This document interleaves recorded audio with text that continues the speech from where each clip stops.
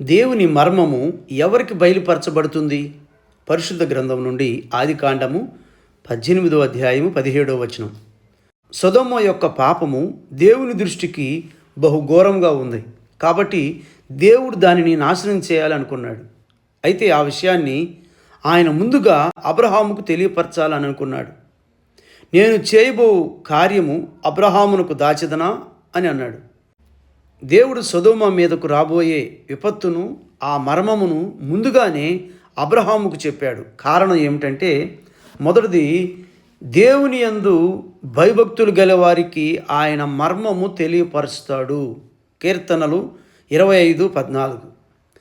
దేవుడు అబ్రహాముకి ఈ విషయాన్ని తెలియపరచడానికి కారణం, అబ్రహాము దేవుని యందు భయభక్తులు కలిగినటువంటి వాడు, దేవుని మాటకు లోబడినటువంటి వాడు.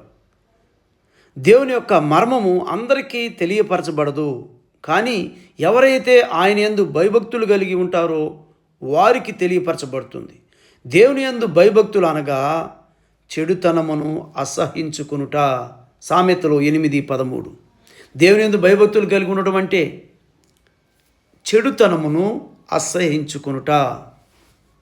చెడ్డ మాటలు, చెడ్డ చూపులు, చెడ్డ ప్రవర్తన, నడవడి, దేవునికి ఆయాసపరిచే జీవితం మనలో ఉండకూడదు. దేవునికి బాధపడే పరిస్థితులు, పనులు మనం చేయకూడదు. దేవునికి ఇష్టం లేని పనులు మనం చేయకూడదు. దేవుని యందు భయభక్తులు గల వారికి దేవుడు ఆ మర్మాలు వారికి తెలియపరుస్తాడు. రెండవదిగా, దేవుని దగ్గర ప్రార్థించే వారికి ఆయన మర్మము బయలుపరచబడుతుంది. దానియేలు గ్రంథము 2వ అధ్యాయము 18-19 వచనాలు మనం చూస్తే, ఎవరైతే దేవుని దగ్గర ప్రార్థన చేస్తారో దేవుడు ఆ మర్మాలను వారికి బయలుపరుస్తాడు. బబులోను రాజు కన్న కల చెప్పాలి అన్నప్పుడు ఆ దేశంలో ఎవరూ చెప్పలేకపోయారు. కానీ దానియేలు రాత్రంతా ప్రార్థించి ఆ మర్మమును దేవుని దగ్గర నుంచి పొందుకున్నాడు. ఎవరైతే దేవుని దగ్గర ప్రార్థన చేస్తారో వారికి దేవుడు మర్మములు బయలుపరుస్తాడు. దేవునికి స్తోత్రం. నీవు దేవుని దగ్గర మొరపెడితే, ప్రార్థన చేస్తే, ఆయన వెతికితే ఆ మర్మాలన్నీ కూడా నీకు బయలుపరుస్తాడు. మూడవదిగా, దేవుని యందు విశ్వాసం ఉంచు వారికి ఆయన మర్మము బయలుపరచబడుతుంది. 1 కొరింథీ 2వ అధ్యాయము 10వ వచనం. దేవుని యొక్క విషయాలు లోకమునకు తెలియదు, కానీ మనకైతే దేవుడు వాటిని బయలుపరిచాడు. దేవుని యొక్క విషయాలు అన్యులు, లోకస్తులు వారు గ్రహించలేరు, తెలుసుకోలేరు, కానీ మనకైతే దేవుడు వాటిని బయలుపరిచాడు అని పౌలు అంటూ ఉన్నాడు. మనము అంటే ఎవరు? మనమంటే ఎవరు? యేసు క్రీస్తు ప్రభులు నమ్మినటువంటి వారు, యేసయ్యను నమ్మినటువంటి బిడ్డలు, ప్రభు చేత కడగబడినటువంటి వారు. ఎవరైతే విశ్వాసులుగా ఉన్నారో వారందరూ, పౌలు ఒక విశ్వాసిగా విశ్వాసులకు పత్రిక రాస్తూ చెప్పిన మాట ఇది. కావున విశ్వాసులకు దేవుని యొక్క మర్మాలు తెలియపరచబడతాయి.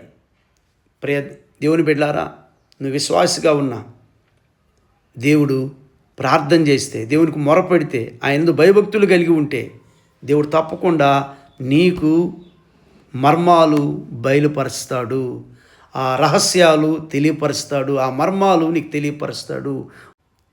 ముగింపులో, అబ్రహాముకు దేవుడి మర్మాలను బయలుపరిచాడంటే అబ్రహాము ఈ లక్షణాలన్నీ కూడా కలిగి ఉన్నాడు. అతడు దేవునికి భయపడేటువంటి వాడు. ఆదికాండం 22:12 వచనం. అతడు ప్రార్థనాపరుడు. ఆదికాండం 12వ అధ్యాయం 8వ వచనం.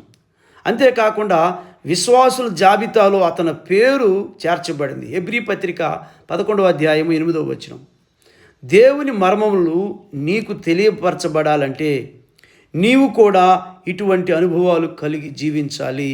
దేవుడు ఆయన మర్మాలు, రహస్యాలు నీకు బయలుపరచాలి, తెలియపరచాలనుకుంటే, దేవుడు నీకు కూడా దేవుని యొక్క మర్మాలు, రహస్యాలు తెలియపరచబడాలంటే నీవు కూడా ఇటువంటి అనుభవాలు కలిగి జీవించాలి. దేవుడు పరిశుద్ధ వాక్యం దీవించునుగాక. ఆమెన్.